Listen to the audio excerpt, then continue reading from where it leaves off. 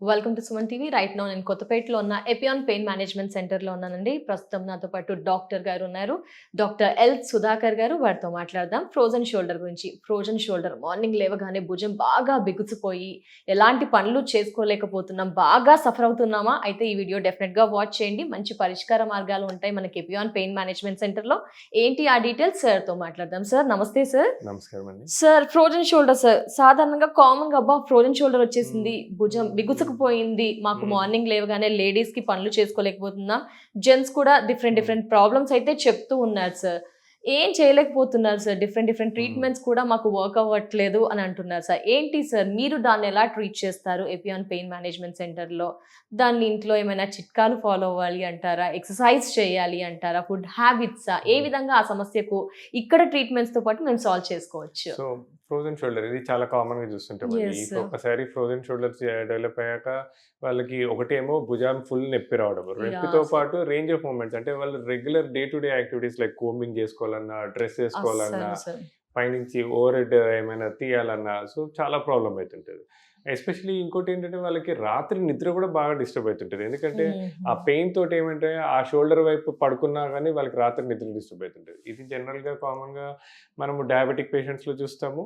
Diabetes లేకపోయినా ఏంటంటే కొంతమంది థైరాయిడ్ పేషెంట్స్‌లో or for any reason rotator cuff muscles injury అయినప్పుడు ఇలా చూస్తుంటాం.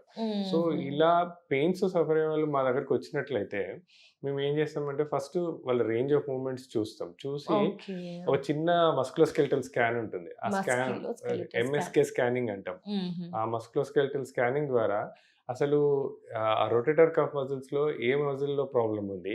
ఏ మజిల్‌కి మధ్యలో నీరొచ్చింది? అవన్నీ చూసాక చిన్న చిన్న ఇంజెక్షన్ పద్ధతుల ద్వారా ఒక దీర్ఘకాలిక పరిష్కారం. అంటే ఆహా! ఫస్ట్ జస్ట్ దాని చుట్టూ ఉన్న క్యాప్సూల్ అతుక్కుపోవడం వల్ల రేంజ్ ఆఫ్ మూవ్‌మెంట్స్ తక్కువైతుంది. సో, ఆ హుహు. క్యాప్సూల్ రిలీజ్ చేయడానికి హైడ్రోడైలేటేషన్. దాని తర్వాత పీఆర్‌పీ పేషెంట్ ఓన్ రక్త కణాల నుంచి పీఆర్‌పీ సెపరేట్ చేసుకొని దాని ద్వారా ఒక దీర్ఘకాలిక పరిష్కారం. అవునా సార్? అంటే హ్మ్. మెడికేషన్స్ అలా ఏమి ఇవ్వరా సార్? డైరెక్ట్ పీఆర్‌పీకే ఎళ్ళిపోతారా? అంటే ఎందుకు సార్?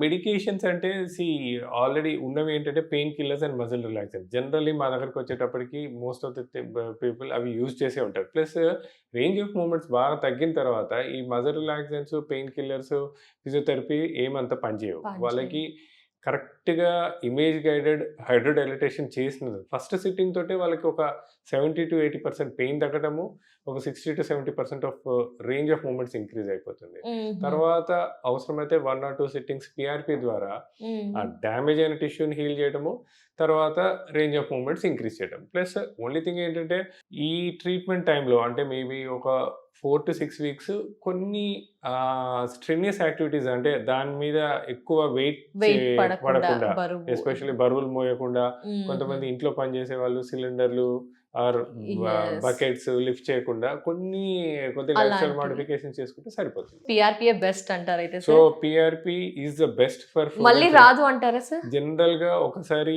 ఇప్పుడు పాక్షికంగా అక్కడ రొటేటర్ కఫ్ మజిల్స్ డ్యామేజ్ వల్ల ఎప్పుడైతే ఫ్రోజన్ షోల్డర్ డెవలప్ అయితుందో, సో, ఈ పీఆర్‌పీ ద్వారా దాన్ని ఒకసారి ఆ డ్యామేజ్ అయిన టిష్యూని హీల్ చేసి, ఈ హీల్ అయిన టిష్యూని కొద్ది వరకు స్ట్రెంథెనింగ్ చేసుకుంటే జనరల్‌గా మళ్ళా రిపీట్ అవ్వదు. మళ్ళీ రిపీట్. సో, ఏంటంటే ఒకసారి మేము పీఆర్‌పీ ఇయడమే కాకుండా and range of movements increase చేయడమే కాకుండా రిపేర్ అయిన దాన్ని ఎలా మెయింటైన్ చేసుకోవాలి, ఎలా కాపాడుకోవాలి అని వాళ్ళకి ఒక ఓహో! కౌన్సెలింగ్ గైడ్ చేయటము, చేస్తారు. వాళ్ళతోటి గైడ్ చేయడము, వాళ్ళతోటి ఫాలో అప్ చేయడం ద్వారా ఒక మంచి పరిష్కారం ఫ్రోజన్ షోల్డర్‌కి మా ఐపీఎన్‌లో ఉంది. యెస్.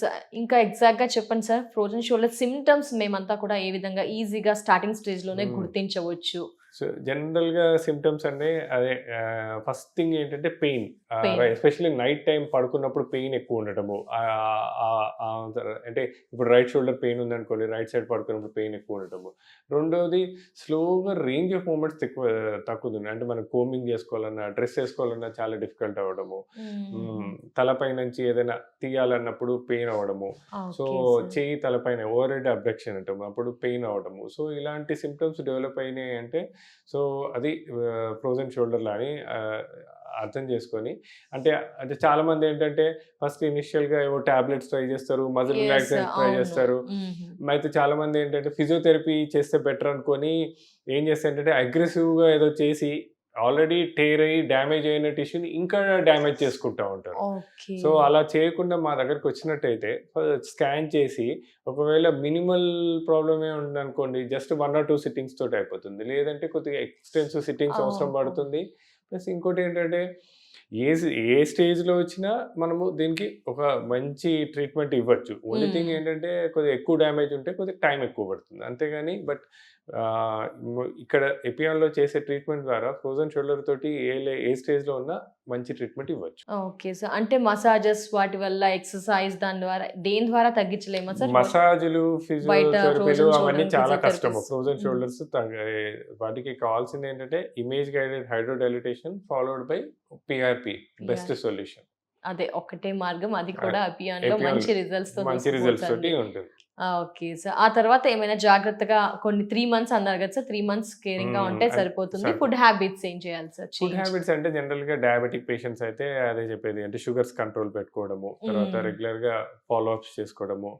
అంటే హుహు. ఈ మధ్య కాలంలో గ్లైకోసిలేటెడ్ హిమోగ్లోబిన్ అంటారు, HbA1c. అది ఎవ్రీ 3 మంత్స్ యావరేజ్. అది కొద్దిగా చూసుకుంటూ అవసరమైతే వాళ్ళ రెగ్యులర్ డయాబెటాలజిస్ట్ దగ్గరికెళ్ళి షుగర్ టాబ్లెట్స్ చేంజ్ చేయటము. మెయిన్‌గా ఇన్‌ఫ్లమేటరీ ఫుడ్ అవాయిడ్ చేయటం. ఇన్‌ఫ్లమేటరీ లైక్ ఫుడ్ మనకి చూసుకున్నట్టే వాతం చేసే వాతం, చేసే పులుపు.